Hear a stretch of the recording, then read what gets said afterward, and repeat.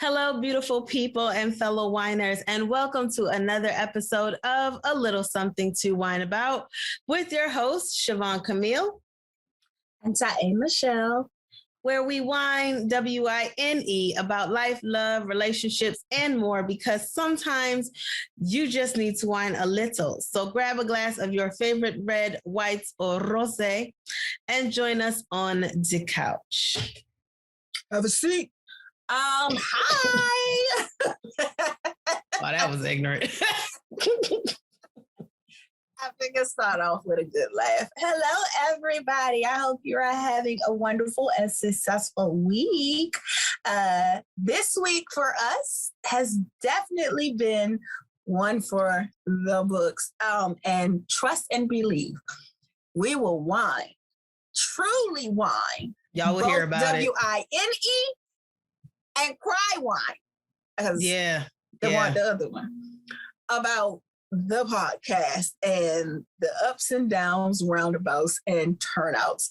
But that's for another day. Today, we are talking about relationships. Dun, dun, dun. And we are discussing the very common, what I like to think is misconception. We're going to be talking compromise versus sacrifice. Because I think when it comes to relationships, those are two really big ones on top of communication and the whole list of other things. But we want to address that first. Let's address compromise versus sacrifice. Are they the same? Aren't they the same? What are your thoughts? But before we get into that, let's find out what we're wining on today. Siobhan, what you have for us? So, fellow winers, today I got a Sauvignon Blanc because, sometimes we like to stick with a theme, and there are actual wine holidays out there. And we'll put a link to one of the resources for those on the website, a little something to wineabout.com, so that you can follow us and be prepared with your wines. Know what's coming up. But so August 4th which is on, an actual Wednesday, Wine Wednesday, is National White Wine Day. So in honor of National White Wine Day, I have a Sauvignon Blanc. I've actually never had a Sauvignon Blanc. So we're going to be new. Popping grapes. We're popping grapes. Popping grapes. It's a Sauvignon Blanc 2019 by Sea Glass out of Santa Barbara County in California. I actually legit only got this because the bottle cover, it was between this and like Dreaming Tree, I think it was the name of the other one. And I went with this because the label's so simple. It's just got some stones on it. Clean. It's clean, but the stones made me think summer. And with my birthday being in the summer and round the corner, although now that it will be August that y'all are hearing this, it's already happened. July 18th, it's over. It's right now. But because my birthday is coming up 4 days from now, I was like, okay, this says summer vibes. So that's why I got this. And then also when I read the back, it said nothing of florals. And if y'all watched the last week's episode, last few episodes, I don't deal with the floral wines. So that was another reason we picked up the bottle. And then the Dreaming Tree, I think it was called, when I looked on their back, they wasn't telling me nothing, y'all. They was not saying what's in the, is it light crispy? Is it florally? Is it citrusy? They were not telling me. And so I said, no, because I don't know what you're going to do. You're not going to do that to me. Not today, not during the week of my birthday. The setup was real. That's what she's saying. So I went with the Sea Glass. And what are you whining on today? I am whining on Milestone. It's the brand name is Milestone. And this is actually their white blend. It's a 2012 California wine. I usually don't read the back all the time. It says our wines are fruit forward. I don't know what that means. Fruit forward. Full-bodied and ready for special events and a simple, relaxing evening with great friends. So yeah, it tells me nothing, which is why I pretty much don't read the back. But I picked this one because one, my name starts with an M, and I'm good with familiarity. Say the word, girl. Familiarity. Y'all know. Familiarity. Yes, my tongue, and it was saying I was trying to figure out where we were going, but I'm with you now. Okay. So because of that, it has an M on it, and if you guys can't see, but if Siobhan, you can see, it's really, really pretty. Yeah, we both got these clean labels because mine is a clean label as well. Yeah. With the and like you can when you fit you feel it, it's kind of risen off the paper some. Ooh. Yeah. So my stones are soft. I wasn't gonna think about touching about it. These actually have texture. These stones have texture. They have texture. The labels have texture. So because of that, and I know these seem like very minute, minuscule things and reasons to pick wines, but it's so many out there, you gotta have some type of especially when you popping grapes and you never had a white blend or a Sauvignon Blanc or a Cabernet Sauvignon. When you've never had even the type to generally say I like sweeter. You gotta pick something that's going to say, you know what, this is why I picked this. I'm sticking to it. I'm making a decision. So, and that's what that was for me. And also, I had never heard of a white blend. I've heard of red blend, but I've never heard of a white blend. So that in itself kind of made me go, curious. Let's see. And in honor of National White Wine Day, I figured why not get a white blend? So that way it covers all of the white wines instead of just being very, very specific. So Siobhan, let's jump right into this. Compromise versus sacrifice. In relationships. First, before we even get into that, what I'm going to do is I'll go over the dictionary's definition of each. So sacrifice, according to the dictionary, is an offer. Okay, it's two, because I was like, ooh, wait. An offer or kill as a religious sacrifice. I was like, ooh. I saw kill and was like, hold up, what? Yeah, so that's one version of a sacrifice. Or, wait a minute, both of these say. So there's another one, because I'm looking at what you're looking at. An act of giving up something valued for the sake of something else regarded as more important or worthy. Yeah, I don't have them. Okay, it's probably all yours coming up with animals. Yeah, you can church so much that everything is thinking you go on church session. The algorithms jumped into my definition. I was like, Jesus, not that sacrifice. Okay, I mean, I get it, but that wasn't the. Yeah. Mm-hmm. No. So for the sake of personal relationships, the sacrifice is an act of giving up something valued for the sake of something else regarded as more important or worthy. And a compromise is an agreement or settlement of a dispute that is reached by each side making concessions. Or there are two. That's the noun for compromise. The verb of compromise is to accept standards that are lower than is desirable. Right. To settle a dispute by mutual concession. Mm-hmm. So when speaking of relationships, and when we say relationships, we mean not platonic. Yeah, we're talking romantic. We're talking romantic on this one. Just to let you all know, that's what we're speaking rumors. This to that. I'm talking loud. Oh. But not the Ashley Simpson song. I love that song. Anyway. Wow. The head throwback and the arms went out. I wish I would have saw that. I was shocked. I do feel that both of these are subjects or topics that are very important and must I feel like the definition of both must be fully understood. When in a relationship, communicating is a big thing, as we stated before, but also understanding the meanings of certain words. And that way you can effectively communicate exactly what it is that you're trying to say to leave less room for interpretation. I feel like in a relationship, the more room for interpretation, you leave space for disaster. Misunderstandings, all of that.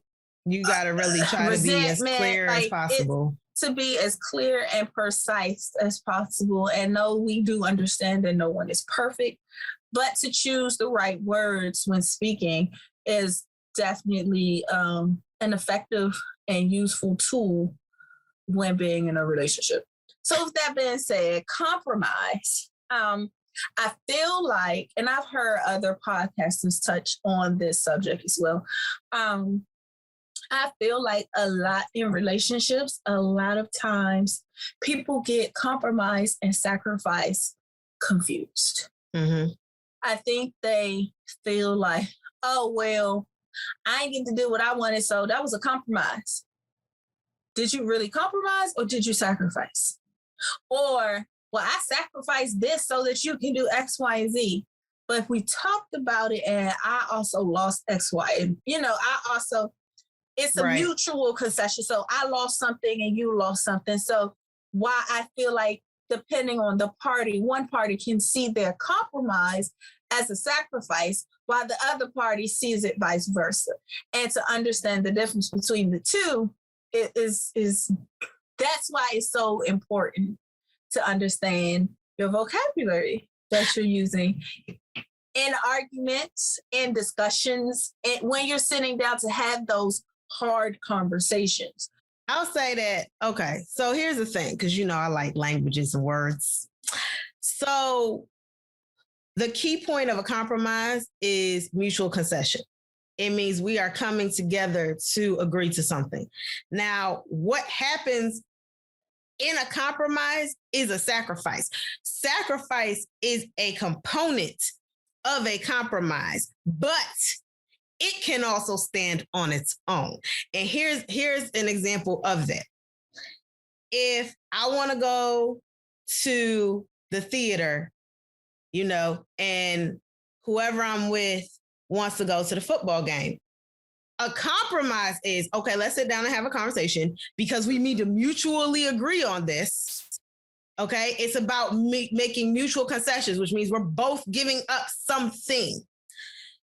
So, and by definition, that brings you to sacrifice, which is giving up something valued for the sake of something else regarded as more important. What your sacrifice, we'll get to that. Give me 1 second. So to the point of compromise, it's basically, if I want to go to the theater, you want to go to the football game. The compromise or the concession could be, we can't do both tonight.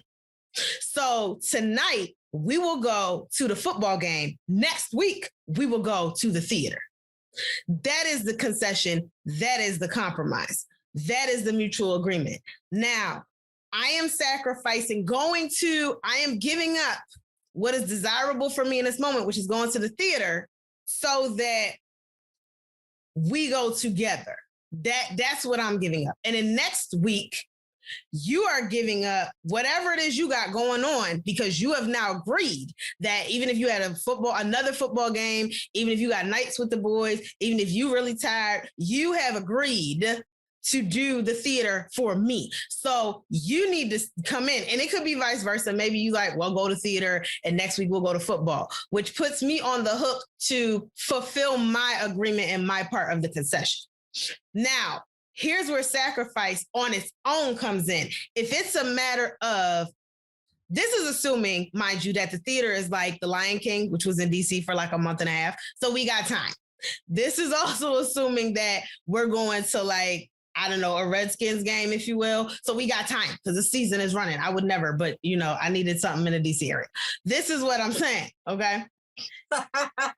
Yeah, you would never catch me at a Redskins game. But me neither, unless they play in my team. Unless they play in the Raiders, and they don't. So there's that. But if this is so that's why you can get concessions, because there's time for both to happen. Now, this is a matter of Phantom of the Opera is in town for one night and your football team is in town for one night, that is where it becomes sacrifice because you are giving something up. This is not a concession. This is not a compromise because this is not a 50-50 split. This is not a mutual agreement to me. That's not what's happening. Sacrifice is being made on one party. Either we are going to the theater or we are going to the game. We cannot do both. That is not possible. Right. But I think that's where the trouble comes in for the most part, because sacrifice can be a part or looked at as a part of compromise, where sacrifice by itself is literally, I get to do this, you don't. You know, like you're giving up something completely. So I think that's where a lot of the confusion then lies with most people. Because like you said, Phantom of the Opera, that's one night. My team may be playing their rival team on that same night. The compromise would be we can each go, and to me, we each go our own separate ways. We each go our separate ways. Yeah. I can go do what I want to do, and you can go do what you want to do. The compromise in that we're not spending time together. We're not together. Right, exactly. Yeah. So to me, that's the compromise. The sacrifice would be whomever goes with the other person. Who doesn't go to what they wanted to do. Right. So that in that is sacrifice. But with sacrifice, there has to come, maybe compassion or empathy to the person who is sacrificing their desires or their needs. So it has to be some type of recognition for that. And it doesn't have to always be monetary. It can be verbal. It can be remembering this for the next time. Mm-hmm. And you have to be aware and cognizant of those things. And it's not more so of keeping score. It's just to keep balance. Balance, exactly. Right. And I feel like in relationships, when you start talking compromise and sacrifice, people forget the balance. And then that's when, well, I did this. Or that's when you start using my two pet peeve words, always and never. I despise the words always and never as far as the English language goes, period. Because it gives an implication of consistency. It's a generalization. Always. And all generalizations to me have fault and problems because exactly you're saying, it's no different than, well, Black women do this. Well, men do this. Well, short people do this. Well, fat people are this. Well, you never did this. You are, even if it's taking the majority of the time, it's still not correct. It's still not correct. Because if you're going to say, even if we were to tally it up, and it became a 60-40, it's 60-40. You can't tell me I never, and 40% of the time I did. So I agree 100% on that. Yes. You can't tell me never or always if I did 5%, because that 5% still counts for something. Right. That's true too. Now, it may not count for the majority, but say that. And that's why I say choosing your vocabulary in relationships and dealing with with compromising and communicating vocabulary. As I'm learning, I'm still not a newlywed, but I'm still new to wed. I think it's very important. They need to be clearer. Yes. Yes. Clear communication, not just communicating, not just good communication, because that's a different thing too. But very clear communication is something that's a whole nother subject. And it leaves less room for those always and nevers. They're extremes. Yeah, yes. And that's the issue. They're extremes. My thing is, I think people need to take more time to really learn, to expand and expound their vocabulary, quite frankly, because it's not a never and it's not an always. It's a rarely, it's a most often, it's a mostly, majority. Usually it's the majority of the time.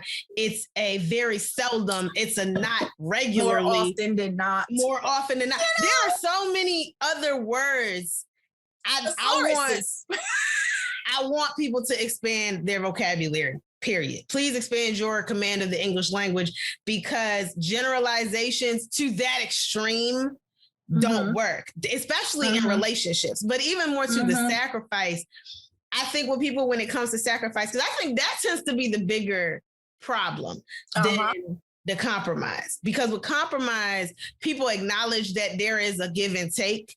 It's sacrifice. And please understand if you are the person making the sacrifice or the person receiving the sacrifice, the person somebody's sacrificing something for, be aware of that. And I will say that I think to the definition, an act of giving up something valued for the sake of something else regarded as more important or worthy, the person making the sacrifice is sacrificing for the relationship, meaning they believe the relationship to be more important or more worthy than whatever their want, need, desire is of that moment. And that means the person receiving the sacrifice, like you say, needs to acknowledge it. Be thankful, be grateful, because let me tell you, in the world that we live in, nobody has to sacrifice for you. Nobody has to compromise with you. It is not required.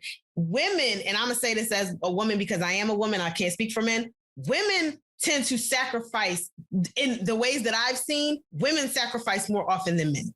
And it comes down to a variety of reasons that we can talk about a whole nother time. This is wine for another time. But women tend to be the ones sacrificing. I feel like women do tend majority of the time to be the ones who sacrifice. But with that also, I feel like men do a lot of sacrifice on a different level. That is unspoken of. That's true. I'll give you that. I feel like because women are quote unquote nurturers, so they say,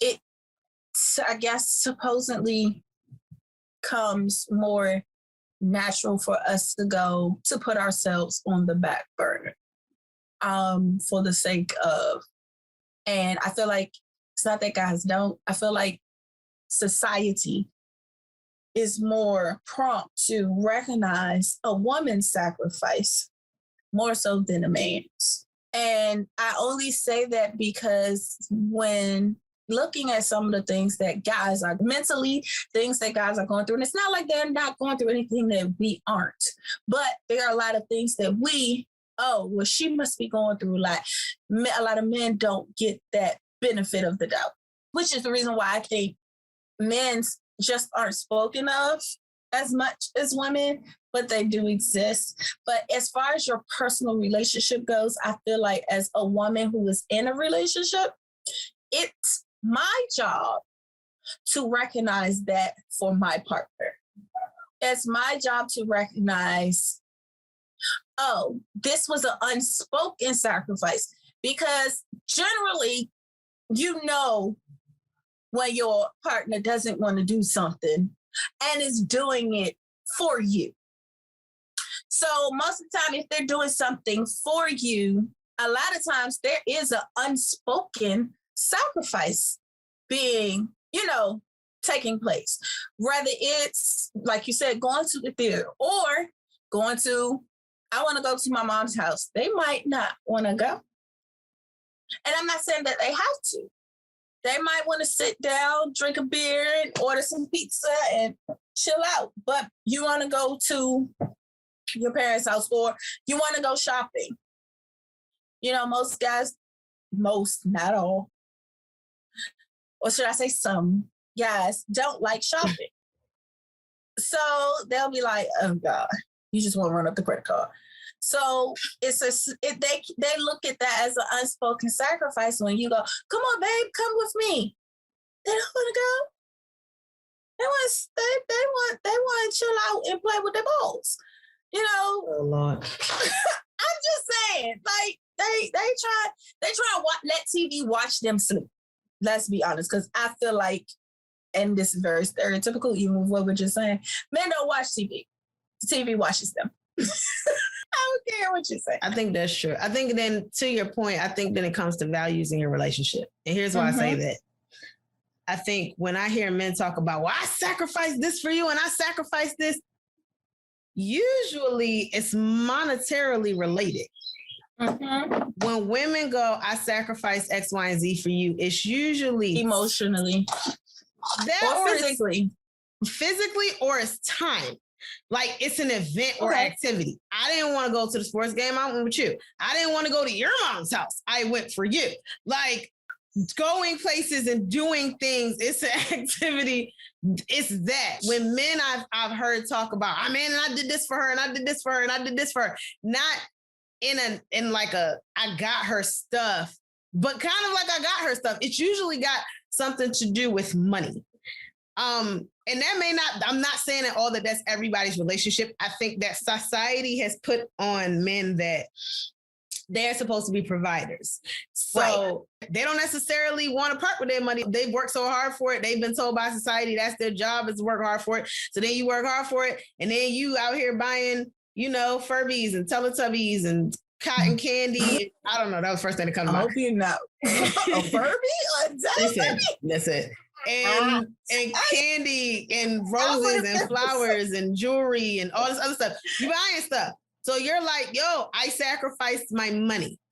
Now, I think where women find issue with that is because to women, we've been told that that's just supposed to be what it is. Because you're a provider, that should not be a sacrifice. And that's the other part is, and we've talked about this before, letting society dictate too much in our personal lives and the thoughts and beliefs and value systems of others. And being and the fear of being judged or looked at differently or viewed in some obscure type of way, and it's like, no, this is what works for, we talked about in the gender roles, which you guys can go on YouTube and see. Don't forget to subscribe. And that's what that is, we have to remember, this is what works for me. This is my household. What works for you and yours is perfectly fine. And it is okay. I do not have to shun you. I do not have to down you. I do not have to turn my nose up at you, the way you decide to be in your own home, in your own relationship, because again, that is your relationship. What works for you may not work for me and mine. Okay. Right. And that it is what it is in reference to that. But I think you touched on a very good thing in reference to values in a relationship. Stu, I think people, like you said, put more value on sacrifice than they do on compromise. Because if we are compromising, then we're both, to break it down, we're both losing something. Right. Exactly. To compromise means I don't get what I want 100% and you don't get what you want 100%. Period. You might get what you want 60% and I get 40, or vice versa. I might get 70 and you get 30. But it's still a loss. I think with compromise, it then gets cloudy when people start putting those percentages on the compromise instead of looking at it as we both lost. We both something. Made concessions. Right. Right. And I feel like that's important. I broke it down because, some people don't know what concession means. However, I am all for the vocabulary lesson. I am learning myself. I just can't speak all the time. Like my tongue and my brain do two different things. Sorry, guys. It is what it is. I'm working on it. But that was sidebar. I told y'all, well, no, I didn't. Y'all didn't hear it. I'm good for the distraction. The digression. That's what it is. I'm good for the side curve. But I feel like that is a bigger outstanding issue is when you start putting value as far as percentages and numbers to the amount of you compromising. However, I'm not saying be completely ignorant to how much you are compromising, because like we said, there has to be a balance in things. And let's keep in mind, when we say balance, we mean things that even out. That doesn't mean that it's going to be in your favor. It's a balance beam. Like even on balance beams, they still move. Very rarely do you get a balance beam that stops moving. You talking about the teeter-totter? Whatever. The seesaw. It's different because I'm sorry, as a gymnast, the balance beam does not move. It is straight. Okay. I mean, as a former gymnast, I'm here to tell y'all the balance beam does not move. I'm thinking the seesaw, teeter-totter, that's not a balance beam. But okay, I'm with you there. The scale. Okay. Okay, scales. Go ahead. That's what vocabulary is important for just that reason. Okay. Again, you hear me learning. I am learning. I am learning. Okay. This is a working process. Yes. Vocabulary, people. Expand it. Expand it. Look, I'm quick. Although I'm dyslexic and I'm not as into words as you are, and with her being my little sister, trust me, as a big sister, it does go, girl, get your life together. However, my life is well together, ladies and gentlemen. Fellow whiners, my life is well together. Oh. I said me. Well, yeah, get yours together. As a big sister, I'm here now. Girl, get your life together. However, it's also comforting to know, well, I mean, you might not use all the right words, but you surround yourself with the right people, so something's gonna stick. Lord. But, it is what it is. I'm not, like I said, yeah. This is my brain. Good for the digressions. And this is me compromising, ladies and gentlemen. Yes, it is. Because when I tell you, she's over there like cringing, like, get back to what you were saying. And I'm going to be honest, I lost the point 2 minutes ago. Oh, Lord. So for sacrifice in a relationship, yes, I think people who sacrifice to compromise, and like you say, both sides then are sacrificing to compromise, and meaning that both are losing something they value for the sake of the relationship, which they regard as more important or valuable than whatever it is that they wanted to personally do. With compromise, you can't keep score like that. You want to keep score, go be a referee, okay? Go be an accountant if you want to keep that balance. And for and I wonder how accountants are doing in their relationships. They either got to be real great and precise, or they're horrendous because they're that great and precise. Like I feel like if you're an accountant, I don't know if it's better for you to be with another accountant or not, because I feel like I sacrificed 65.25% last week, and you only did 50.63. Wow. We have a problem. Like I don't know if that's better or worse. As someone who is married to an accountant major, I don't think two accountants, in a personal opinion, need to be together.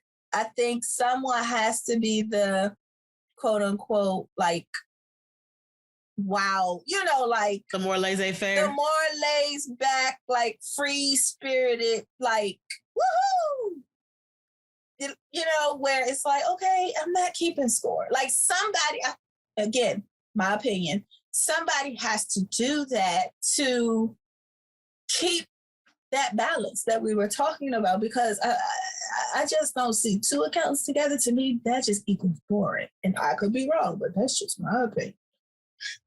I don't know. I love numbers and money, but I probably wouldn't want to be with somebody that's an accountant. No shade. I mean, but think about it. We talk about relationships. Do you want to be in a relationship with someone that's just like you, or someone that's opposite of you? I did that. And it was,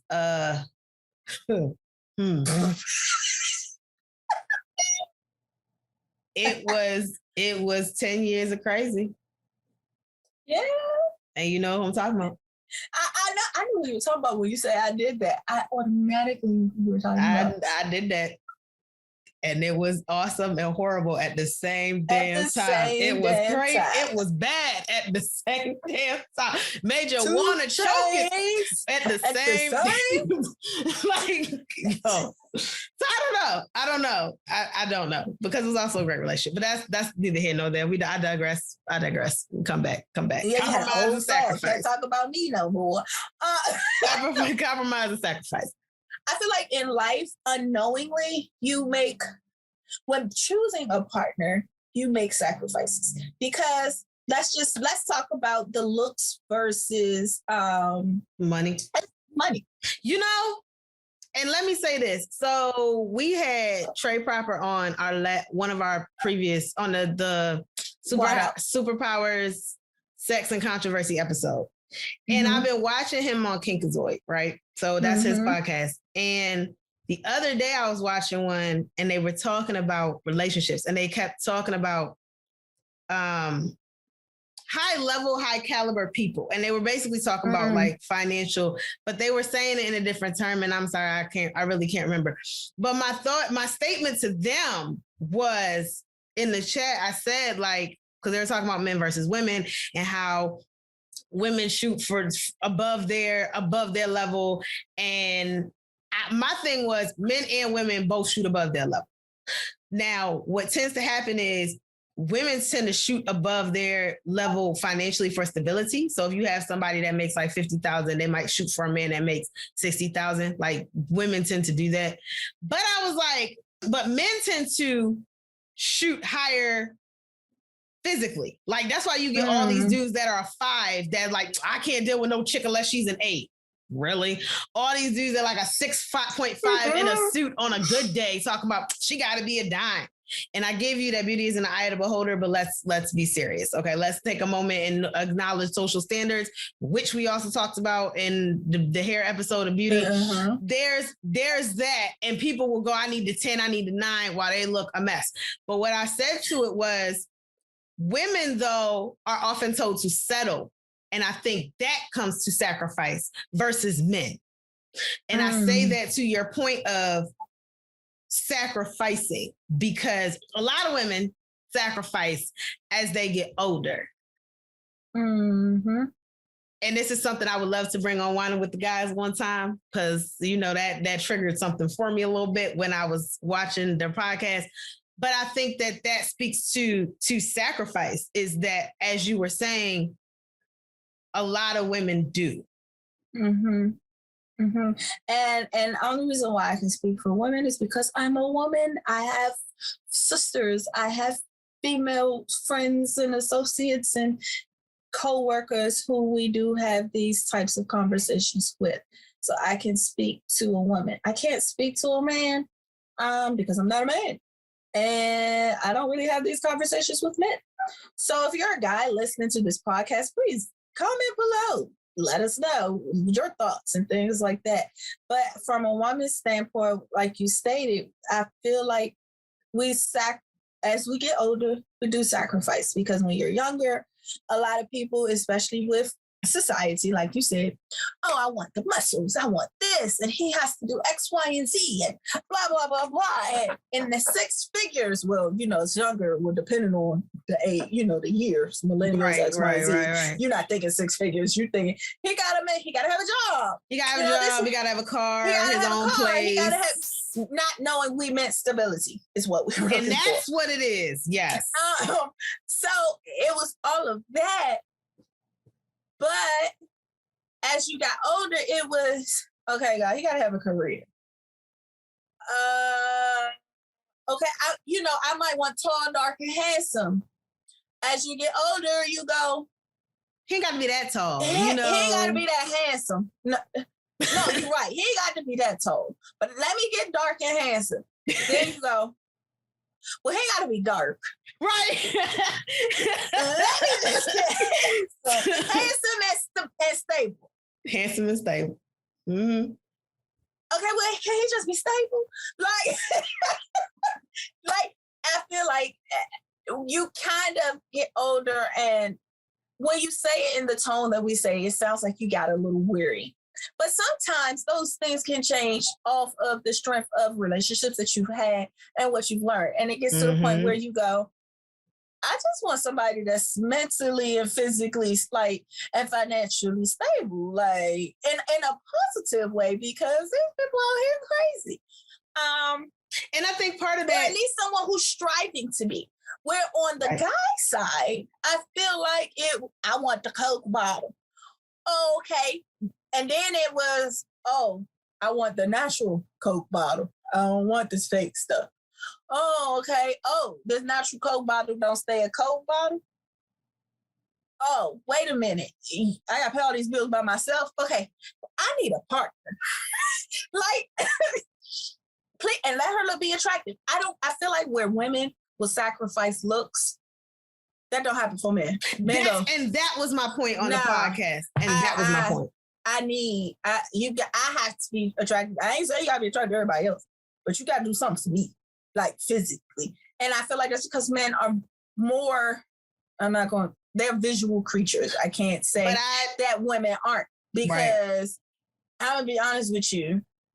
If I look at you and I got to do the cockeyed sideways, what the heck, face? I don't care how much money you make, how stable you are, you can be the best person for me. If I can't see myself looking at you, if I can't see myself taking a picture with you and then cropping you out, and that may seem superficial, but I need us to look good standing together. I ain't saying you got to be cute to everybody else, but we need to compliment each other. And I don't just mean mentally, financially. I mean physically too. I don't want people to feel like you got to take away the physical aspects of things. Like, let's not be stupid. We're not that naive. But what I'll say is, even to that point, and that was my point in the podcast when I said what I said about men reach up and women reach up. I think both reach up for different things, because as the podcast I was telling you about, that I'm not going to say by name, because for what the dude on it was just like, what a woman does isn't important. Pig. What a woman does isn't important. She just needs to be pretty. Men don't care, this, that, and the third, right?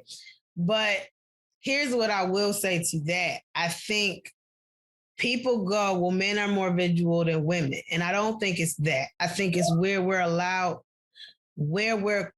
quote unquote allowed to settle in society and what moves us. Because again, from the outset, we still haven't gotten past men are supposed to be providers and protectors, although the protector gets like a little questionable, but definitely providers. And women still are judged by their beauty first. I was watching, and this whole wine for another time, but I was watching this channel called Oh Steph Co. And she was talking about pretty privilege. Whole nother wine for a whole nother time. But she had awesome points, because I've lived that, the non-pretty privilege, but I've lived that my life. So I got it. And there was a whole lot of people who hated on her for that, who had you negative, because apparently you can't be not a pretty girl and speak about it without people having an attitude. And I can go into whole why I think that is, but that's a wine for another time. That's definitely a wine for another time, because I have been on quote unquote both sides of that. Wine for another time. I've only been on one side. Wine for another time. But I say that because while men are still looked at in society to be providers and protectors, more on the provider side in this day and age, women are still looked at for their beauty. We're still judged primarily by that, because we're still the society, men are visual. So that is the highest attribute a woman can bring to the table is her looks. Let society tell it. The highest thing a man can bring is stability. To a lot of women, that is still the case, which is why, again, like you say, by the end, you done taken off tall, dark, and handsome, but stability ain't gonna move. It's not gonna move. And for a lot of men, they will take off only so much about the physical. And let me tell you why I think a lot of that will come. A lot of that will come because they've dated these chicks and realized, yeah, she got a Coke bottle, but some of them, not all. Yes. A lot of men will date these women that they wanted so bad if they can. Because let's be real, some men shoot so far out of their league that she got to be a 10. And you will never get a 10. They won't. They'll still deal with the 6s and 7s and 5s that are actually in their league, but they keep shooting for this 10 because they feel entitled. And that's a whole nother. Shadow How. I don't know if y'all remember that movie. When you said that, that just made me think of Shallow How, the movie. Yeah. But they have they are that have these high expectations. And especially if they have money, because again, society says women want stability. And we've seen the Anna Nicoles. We've seen the various other women who are like gorgeous, who get with these ugly dudes who are rich. And so a lot of men, especially a lot of men who know, I think in their heart of hearts, that they are not attractive, but require this dime piece, make sure that they're in tech, they're in big paying, high paying industries so that they have the money to essentially afford these women and their levels. Right. The leverage. And with that, I feel like that leverage is bringing it back to what we were talking about. I feel like that leverage is often used as, okay, are you willing to sacrifice this lifestyle for your wants and desires? And most cases, people be like, at some point, people will be like, okay, yeah, I'm over it. Like, I need my mental. I need my, I need me. I need to take care of myself. But there are plenty. And when I say plenty, I mean plenty of people who will go, I don't need me. I can pay for this. Oh, I got money. I can do this. I can do that. I think it comes down to whatever your dream was or is as a child. In a lot of ways, we all have this ideal, whether it's media influence or just who we are naturally. Because there's some men who actually like skinny women. There's some men who like dark-skinned women. And I say this because people who like big women. Some people who like big women. Some women who like the big guy. And I'm not talking the cut muscle dude. I'm talking like I'm talking about the big linebacker. Okay. They like that kind of dude. I mean, there are some that like the skinny guy. There are some men who like the skinnier model look, waist look, if you will, not the big, thick, everyday like them skinny. But so much of us is influenced by the media. And I think that there's a matter of knowing what you're sacrificing your own personal for. And I know like one of my exes who is married now and his wife is what he had hoped and dreamed. He liked dark-skinned women. I'm not light, but I'm not dark. I'm a solid in the middle. He and I had this conversation. He is married to a dark-skinned woman. He was like, I always like them, but they're not checking for me. Cass, my best friend Marshall, he actually was like, yo, everybody kept trying to push red bone, light skin on me. He was like, that's never been my type though. But that was when we grew up in the 90s, that was the big image of the standard of beauty in the Black culture. And so you may sacrifice even your own personal stuff based on age or based on whatever to get in a relationship. But I think if you do that, I'm not sure. And I guess this is a question that I have for the people. Let us know. If you sacrifice to get in your relationship, are you more or less willing to sacrifice within it?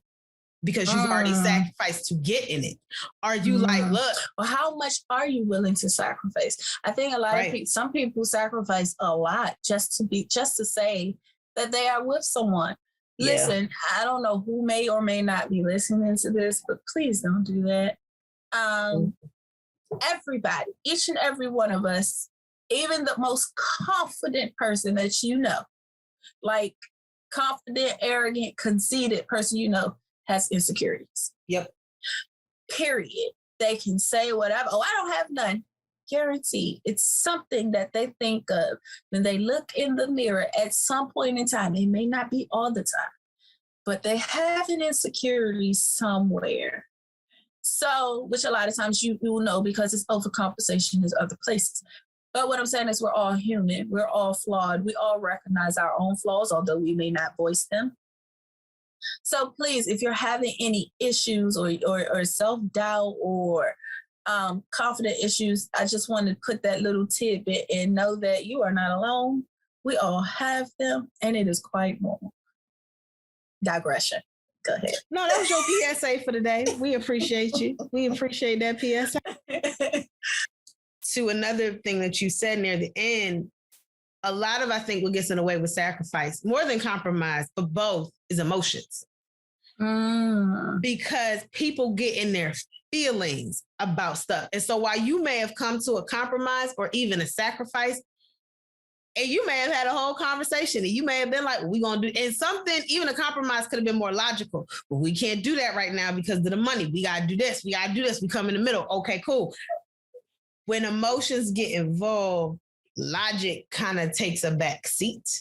And so I think, especially when it comes to sacrifice and somebody's emotions are in it, then That's when you have so much hurt, and that can lead to trauma, disappointment, annoyance. All of that comes into account. And that's what ruins, or that's what can ruin relationships or break relationships. If not talked about, back to communication, if not talked about appropriately and effectively. But yeah, you are absolutely right.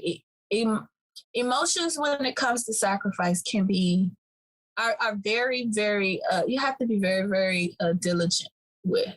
Which is why we say, recognize that person's sacrifice, whether it be something, it can, and that's the thing, it can be something minute to you, but something major to them.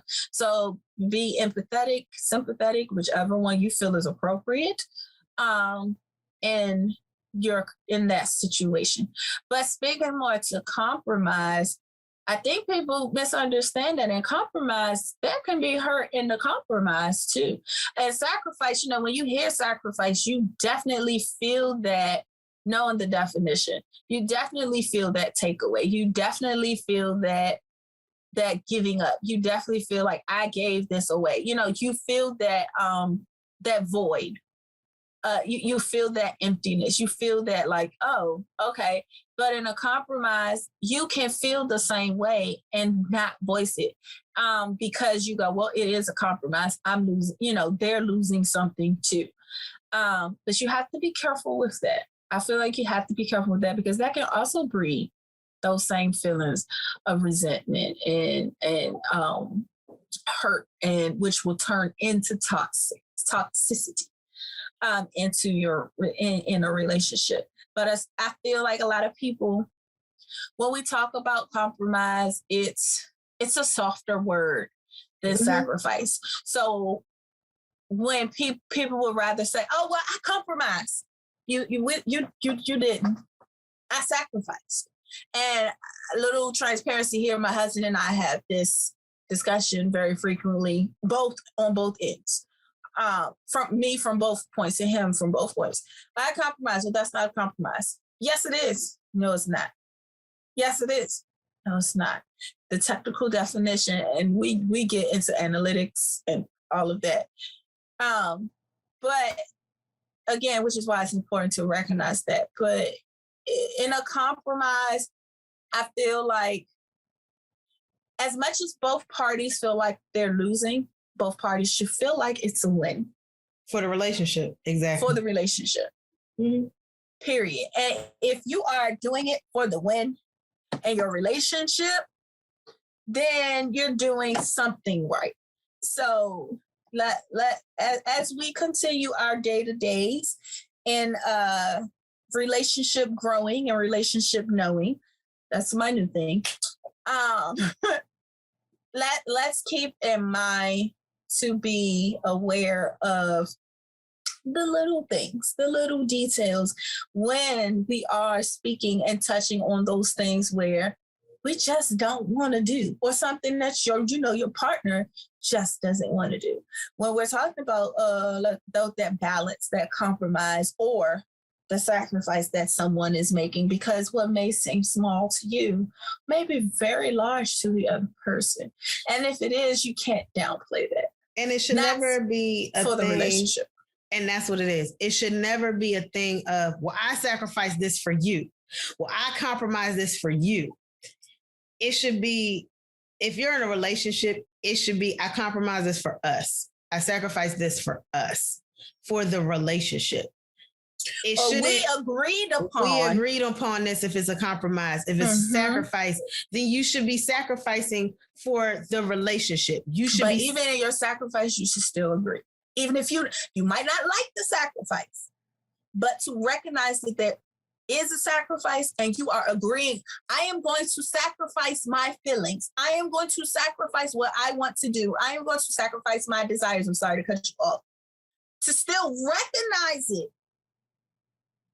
and move on. Like, you still have to recognize the sacrifice. We're quick to recognize the compromise, but we still have to learn to recognize when someone is actually sacrificing as well. But go ahead. I'm sorry. If someone is sacrificing, if I'm the one sacrificing, the person sacrificing has to realize they are sacrificing for the relationship. Because again, by definition, a sacrifice is an act of giving up something valued, your time, your money, your energy, your love, an event you don't want to go to, whatever, for the sake of something else regarded as more important or worthy. So if you are making that sacrifice, you are regarding the person or the relationship as more important or worthy of your time, your energy, your love, your money, whatever.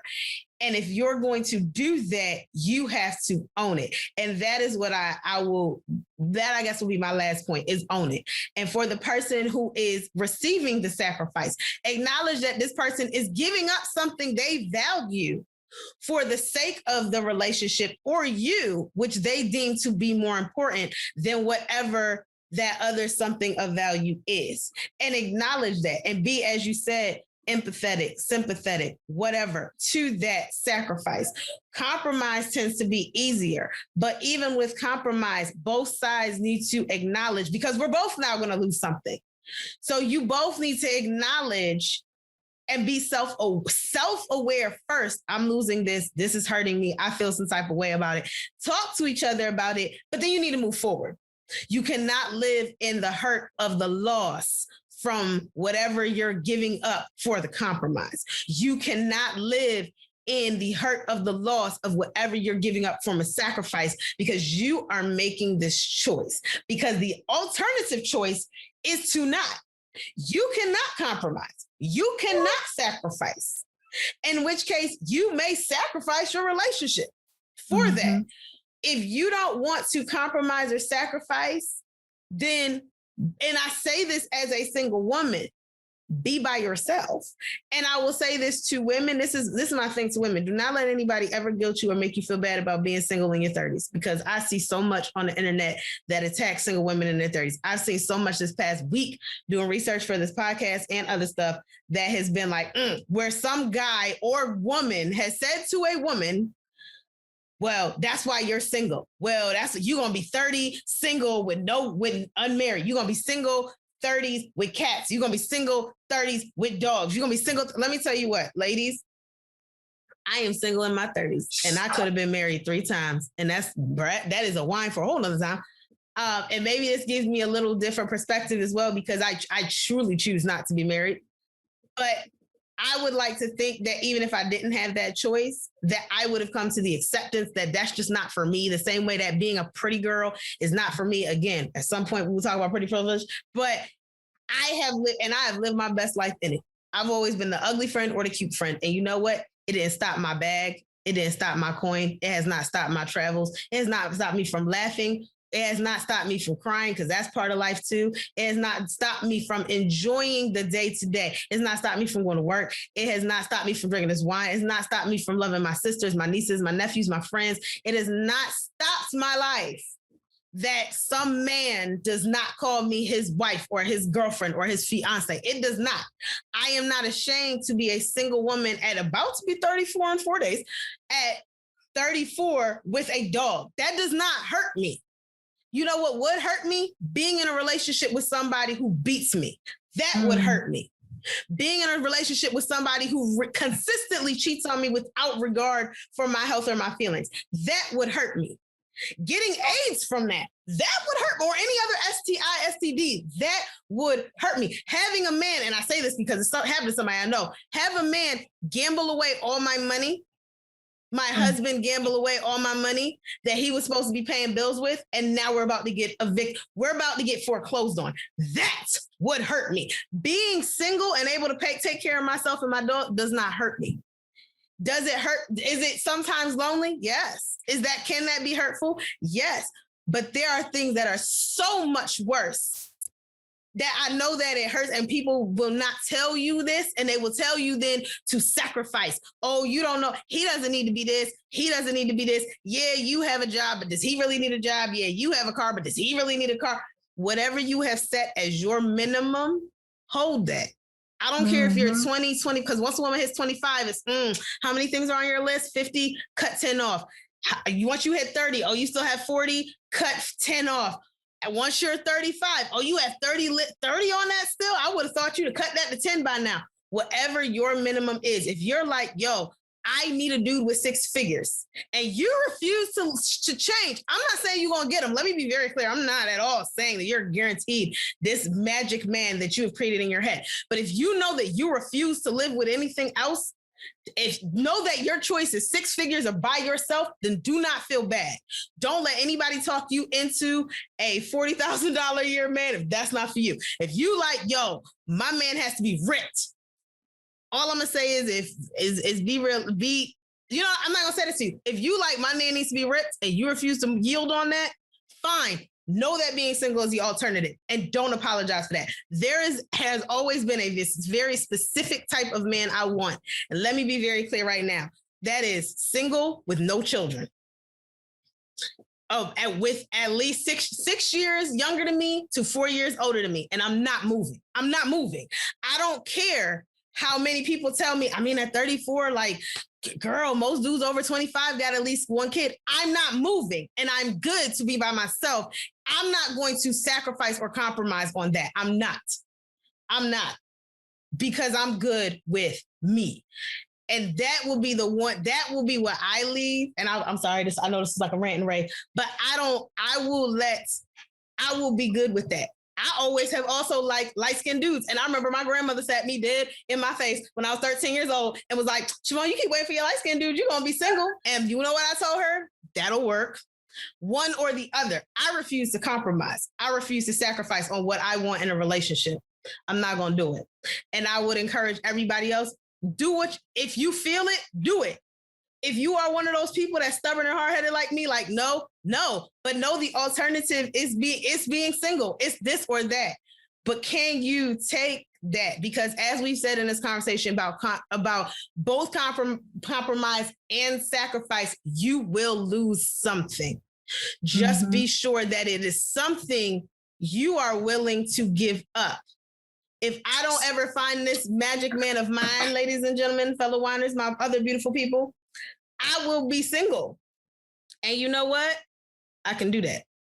Okay. Oh, well, hey, look, everybody's entitled to a rant or so. I have plenty.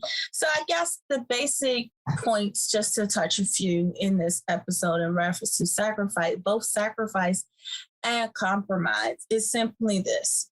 And on both issues, you have to address, and as far as the relationship goes, address and acknowledge, communicate, accept whichever your choice is, whether it be to sacrifice or to compromise, and move forward. Overall, those are the 4 steps. You address it, acknowledge it, communicate, make your decision on what you're going to do, accept that decision, and move forward. And cheers to that. I gotta get my other glass. Cheers to that. And now that I don't even want to call this glass anymore. I told you about that hybrid you got. I'm gonna go. This is why I stick with my bling, and my bling blings.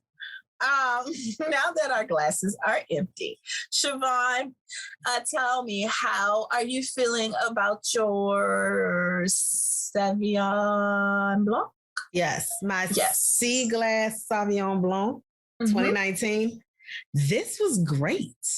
Oh, the smoothness and the slight excitement. Okay. This is what made me pick this up. Intense aromas of fresh citrus are balanced by ripe tropical fruit and melon, light-bodied with a delightful, crisp, clean finish.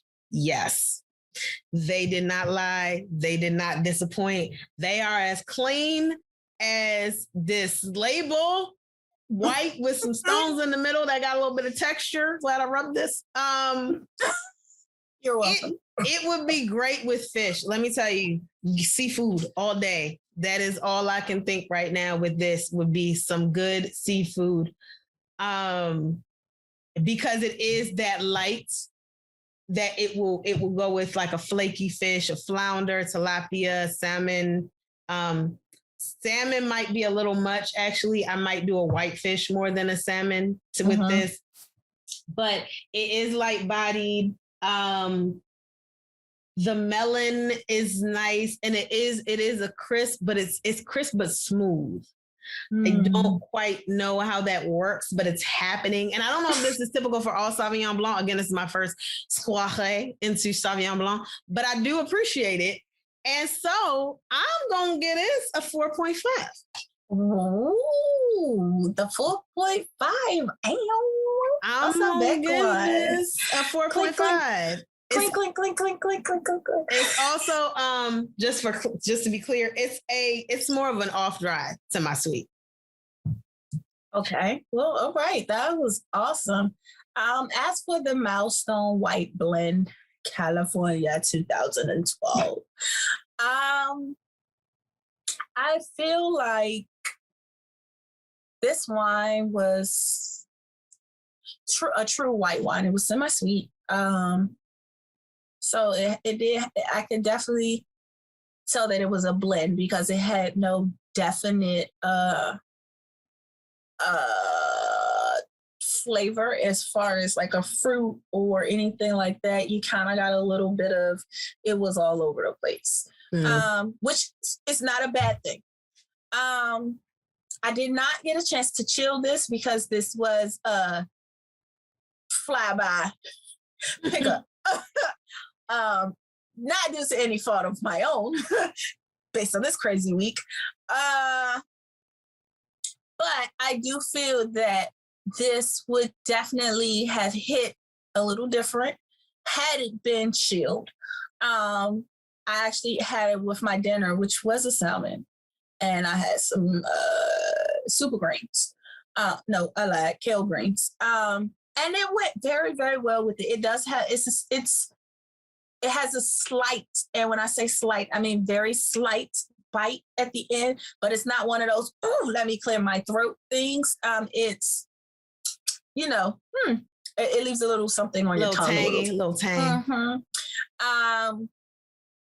My overall rating for this, and this is only because it's not chilled, is a 3.5. I feel like if it was chilled, I would probably be a 4. So I am going to refrigerate and try tomorrow to see if that will improve my rating. But I truly feel like if it's chilled, it's a 4. But at this room temperature that I am currently consuming it, I'll give it a 3.5. It went great with my meal. It did not change the taste or anything. This was not one of those wines that enhanced the food or food that enhanced the wine. It was just a nice wine. And I think it's true to what it said on the back. It's just a nice wine to drink, one day after work. It doesn't have to be a hard day, but hey, I can use a glass of wine. And this is, it's decent. It's decent. So yeah, 3.5 for me. Again, not a fave, but again, it's a 3.5, possible 4. 3.5 and a possible with a plant spades, 3 books and a possible. Yeah, three and a half and a possible. So I guess that would make it a 4. But depends on how you count and who you're playing with. It's the whole thing. But yeah, I enjoyed it. And on that note, ladies and gentlemen, this concludes another wonderful episode of A Little Something to Wine About with your hosts, Ty Michelle and Siobhan Camille. Be sure to subscribe to us on YouTube or hit us up on Instagram at A Little Something, 2, Wine About.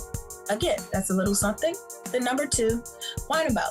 And as always, there's nothing wrong with a little wine. Toodles.